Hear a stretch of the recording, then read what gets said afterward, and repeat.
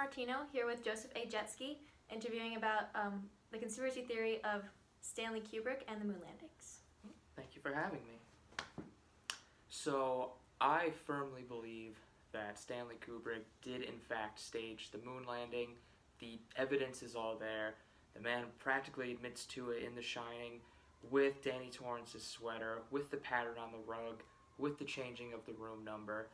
And then if you watch 2001 A Space Odyssey and you see the camera angles and you just see the design of the spaceships, it's too similar to how it is in real life for it to be a coincidence. Not to mention that totally factual and totally true interview that Stanley Kubrick gave right before he died. He did it. So why do you think the government wanted Stanley Kubrick to plan the moon landing? We were in a space race with the Soviet Union. We had to do it. We had to get there first, and we had to make it convincing. And he was, and probably is, the greatest filmmaker of all time, and he was the one that was able to stage it. There have been a lot of accounts where his family, other astronauts, NASA, have been denying it. Why do you think they're denying it and not actually following through?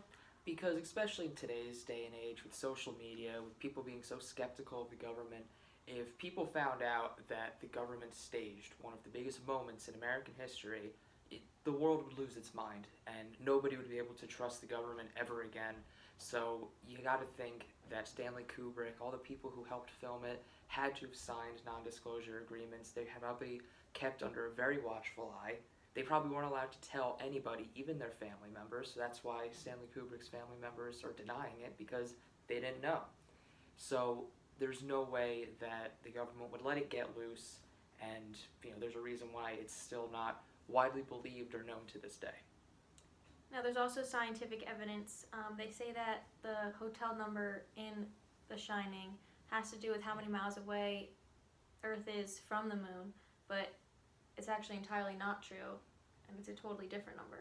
Mm-hmm. Well, I mean, as years go on, ideas and numbers, everything changes over time. And at that time, people may have believed that's how far away the moon was from Earth, so that's why he used that. They don't have the technology that we do today to actually pinpoint the distance. That was a rough estimate back then, so why do that? All right, thank you so much. Thank you.